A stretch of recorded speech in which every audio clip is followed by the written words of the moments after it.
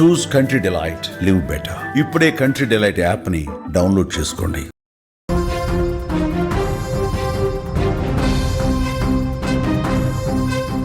Breaking news చూస్తున్నాం. మధ్యతరగతి ప్రజలకు శుభవార్త. నిత్యావసర వస్తువులపై జీఎస్టీ తగ్గబోతున్నట్టుగా తెలుస్తోంది. నిత్యావసర వస్తువులు పూర్తిగా తగ్గే అవకాశం కూడా పరిశీలిస్తోంది కేంద్రం. 12 నుంచి 5% తగ్గించే యోచనలో కేంద్రం ఉన్నట్టుగా తెలుస్తోంది. అయితే మరొక ప్రతిపాదన కూడా ఉంది. పూర్తిగా ఎత్తేస్తే ఏ విధంగా ఉంటుంది అన్న అంశాన్ని కూడా పరిశీలిస్తున్నట్టుగా తెలుస్తోంది. జీఎస్టీ కనుక ఒకవేళ తగ్గితే సబ్బులు, టూత్పేస్ట్, వాటర్ ఫిల్టర్లు, టూత్ పౌడరు, హెయిర్ ఆయిల్ ఇలాంటివన్నీ తగ్గే అవకాశం కనిపిస్తుంది. రేట్లు అల్యూమినియం, స్టీల్తో చేసిన వంట పాత్రల మీద కూడా ఈ ప్రభావం తప్పకుండా ఉంటుంది.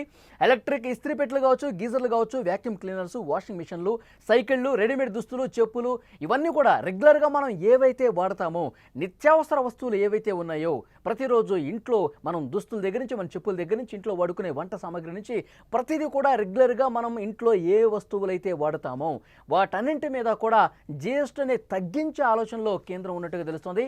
రాబోయే జీఎస్టీ మండలి సమావేశంలో ఈ కీలక నిర్ణయం తీసుకోబోతున్నట్టుగా మనకి సమాచారం వస్తోంది. రాబోయే జీఎస్టీ మండలిలో 56వ జీఎస్టీ కౌన్సిల్ మీటింగ్ జరగబోతోంది. ఆ సమావేశంలో కీలకమైనటువంటి ఈ నిర్ణయం తీసుకునే అవకాశం ఉంది. మధ్యతరగతి ప్రజలకు ఒక శుభవార్త అందించేందుకు కేంద్రం సిద్ధమవుతుందనే వార్త ఇప్పుడు ఆసక్తి కనిపిస్తోంది. అధిక జీఎస్టీతో నిత్యావసర వస్తువులు భారంగా మారగా వాటిని తగ్గించే ఆలోచన కేంద్రం చేస్తోంది.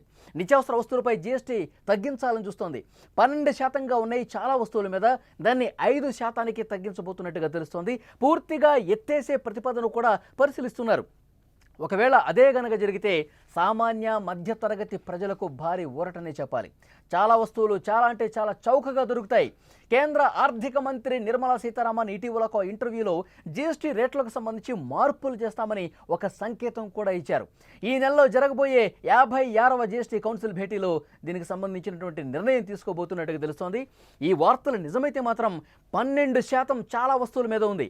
అది పూర్తిగా 5% తగ్గిస్తే 5% జీఎస్టీ పరిధిలోకి తీసుకొస్తే మనం ఉదయం లేచిన దగ్గర నుంచి ఇక మనం రోజువారీ కార్యక్రమాల్లో పనులు చేసుకున్నటువంటి ఏ అయితే వస్తువులు వాడతామో టూత్పేస్ట్ కావచ్చు, పౌడర్ కావచ్చు, ఆయిల్ కావచ్చు, సబ్బులు కావచ్చు, గొడుగులు కావచ్చు, కుట్టు మిషన్లు కావచ్చు, వాటర్ ఫిల్టర్లు, ప్రెషర్ కుక్కర్లు, అలాగే మనం వంట చేసుకునే పాత్రలు, ఐరన్ చేసుకునేవి, గీజర్లు ఇలాంటి నిత్యావసర వస్తువులన్నీ కూడా, సైకిళ్ళు కావచ్చు, దివ్యాంగులు వాడేటువంటి వాహనాలు కావచ్చు, ఇలా చాలా వాటి మీద రెడీమేడ్ దుస్తుల మీద కూడా ఈ ప్రభావం ఉంటుంది. ఈ రేట్లు కూడా చాలా తగ్గే అవకాశం కనిపిస్తోంది. జీఎస్టీ తగ్గింపుపై కేంద్ర ప్రభుత్వ నిర్ణయమే కాదు, ఆయా రాష్ట్రాలు కూడా దీని మీద ఆలోచన చేయాలి.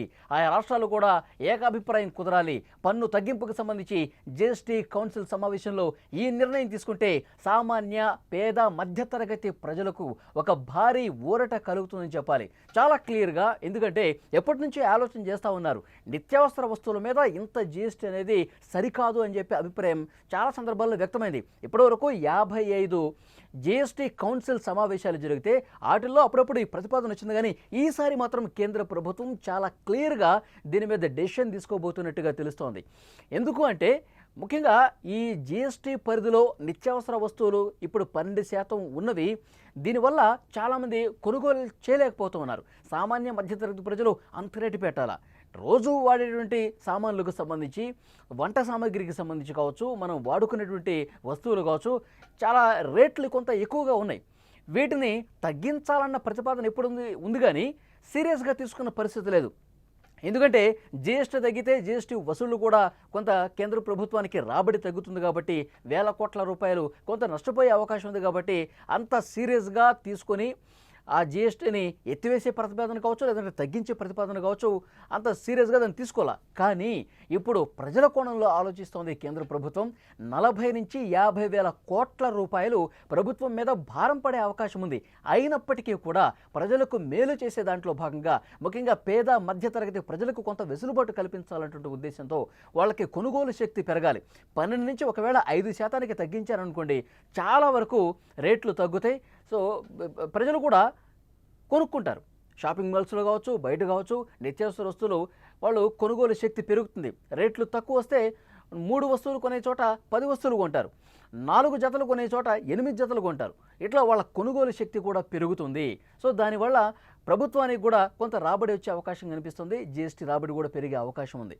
ఎందుకంటే 12 నుంచి 5% తగ్గితే చాలా వరకు ప్రజలకు ఉపశమనం కలిగే అవకాశం ఉంది. సో ఈ కోణంలోనే ప్రభుత్వం ఆలోచిస్తోంది. ఒకవేళ పూర్తిగా ఎత్తేస్తే మాత్రం అది నిజంగా వండర్ఫుల్ అని చెప్పాలి.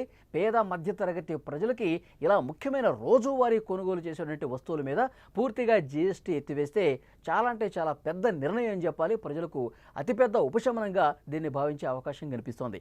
ఇలాంటి నిర్ణయం ఒకవేళ తీసుకుంటే గనక హర్షాతిరేకాలు వ్యక్తమవుతాయి. ప్రజలు కొంత సంబరాలు తీసుకునే పరిస్థితి కూడా ఉంటుంది.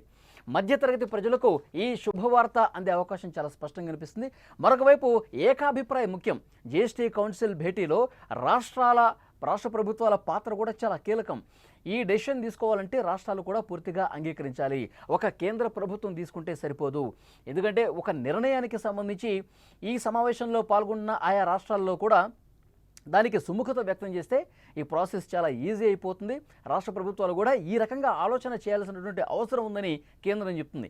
ఇప్పటి వరకు జీఎస్టీ కౌన్సిల్లో ఒకసారి ఓటింగ్ జరిగింది.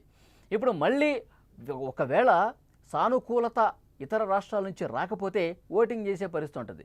ఆ ఓటింగ్లో మెజారిటీ రాష్ట్రాలు కనుక కేంద్ర ప్రభుత్వం తీసుకున్నటువంటి ఈ నిర్ణయానికి అనుకూలంగా ఓటు వేస్తే సో డెఫినెట్గా 4-5 రాష్ట్రాలు ఏమన్నా దీన్ని వ్యతిరేకించినా సరే ఈ కేంద్ర ప్రభుత్వం తీసుకున్న నిర్ణయం అమల్లోకి వచ్చే అవకాశం కనిపిస్తోంది.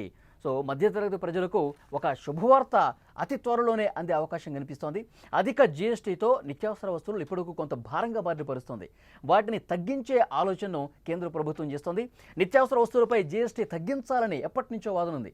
12 నుంచి 5% కుదిరితే గనక మొత్తం ఆ జీఎస్టీని గూడ్స్ అండ్ సర్వీసెస్ ట్యాక్స్ని పూర్తిగా తగ్గించే ఆలోచన కూడా, లేదంటే పూర్తిగా ఆ జీఎస్టీని ఎత్తేసే ఆలోచన కూడా కేంద్ర ప్రభుత్వం చేస్తుంది.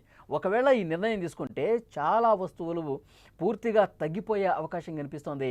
ఆ రేట్లు కనుక భారీగా తగ్గితే పేద మధ్యతరగతి ప్రజలకు అతిపెద్ద ఉపశమనం కేంద్ర ప్రభుత్వం కల్పించినటువంటి పరిస్థితి ఉంటుంది. ఈ మధ్యకాలంలో చాలా అంటే చాలా రేట్లు పెరిగిపోయిన పరిస్థితి ఉంది. ఒక షాపింగ్కి వెళ్తే 1000 రూపాయలు ఇంతకుముందు బిల్ అయ్యేది ఉంటే ఈ జీఎస్టీ వల్ల దాని మీద వేస్తున్న 12% వల్ల అది 1600, 1700 ఈ విధంగా బిల్ వచ్చే అవకాశం ఉంది. ఇప్పుడు మళ్ళీ ఆ జీఎస్టీని ఎత్తివేస్తే 2000 బిల్ అయ్యే చోట కేవలం 1000 రూపాయలు మాత్రమే బిల్ కట్టే అవకాశం ఉంటుంది. సో అంత భారీ ఉపశమనం కల్పించడానికి కేంద్ర ప్రభుత్వం సిద్ధమవుతుంది.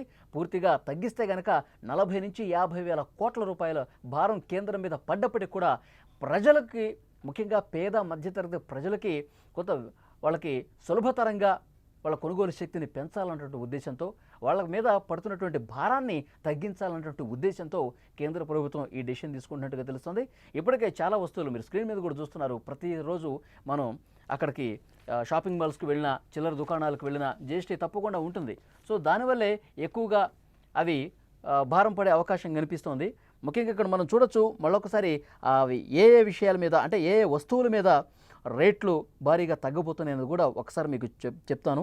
టూత్ పౌడర్ కావచ్చు, హెయిర్ ఆయిల్ కావచ్చు, సబ్బులు కావచ్చు, నెయ్యి కావచ్చు, టూత్పేస్టు, వాటర్ ఫిల్టర్లు, ప్యూరిఫైయర్సు, ప్రెషర్ కుక్కర్సు, అల్యూమినియం, స్టీల్తో చేసిన వంట పాత్రలు, ఎలక్ట్రిక్ ఇస్త్రీ పెట్టెలు, గీజర్లు, వ్యాక్యూమ్ క్లీనర్లు, వాషింగ్ మిషన్లు, అలాగే సైకిళ్ళు, దివ్యాంగులు వాడే వాహనాలు కావచ్చు, రెడీమేడ్ దుస్తులు కావచ్చు, టీకాలు కావచ్చు, చెప్పులు కావచ్చు, హెచ్ఐవి, హెపటైటిస్, టీబీ డయాగ్నోస్టిక్ కిట్లు కావచ్చు, కొన్ని ఆయుర్వేద, యునానీ మందులు, డ్రాయింగు, కలరింగ్ పుస్తకాలు, రెడీమిక్స్ కాంక్రీటు, ప్రీ ఫ్యాబ్రికేటెడ్ భవనాలు, వ్యవసాయ పనిముట్లు, ప్యాకేజ్డ్ ఆహారం, సోలార్ వాటర్ హీటర్లు, ఇవన్నీ కూడా భారీగా తగ్గే అవకాశం ఉంది. అలాగే సిగరెట్లు, విలాసవంతమైన కార్లు, కార్బోనేటెడ్ డ్రింక్స్, వీటి మీద జీఎస్టీని భారీగా పెంచే అవకాశం కనిపిస్తోంది. ఏవైతే సిగరెట్లు ఉన్నాయో, లేకపోతే విలాసవంతమైనటువంటి కార్లు, కార్బోనేటెడ్ డ్రింక్స్, ఇలాంటివి విలాసవంతమైన వస్తువుల కిందకి ఏవైతే వస్తాయో వాటి మీద జీఎస్టీని భారీగా పెంచాలనేటువంటి ఉద్దేశంతో కేంద్రం ఉన్నట్టుగా తెలుస్తోంది. సో ఒక చాలా మంచి నిర్ణయంగా దీన్ని చూడాల్సిన అవసరం కనిపిస్తోంది. ఈ నెలలోనే 56వ జీఎస్టీ కౌన్సిల్ మీటింగ్లో ఆయా రాష్ట్రాలు కూడా ఇందులో ప్రాతినిధ్యం ఉంది. రాష్ట్రాలు కూడా వాళ్ళ అభిప్రాయం వ్యక్తం చేస్తారు. సో కేంద్రం చాలా స్పష్టంగా జీఎస్టీని 12 నుంచి 5% తగ్గిస్తుందా, లేదంటే ఈ జీఎస్టీని పూర్తిగా ఎత్తేస్తుందా అన్నది ఒక ఆసక్తికరమైనటువంటి విషయంగా చూడాలి. ఒకవేళ పూర్తిగా ఎత్తేస్తే చాలా అంటే చాలా పెద్ద ఊరట పేద మధ్యతరగతి ప్రజలకు కలుగుతుంది అనటంలో ఎలాంటి సందేహం లేదు.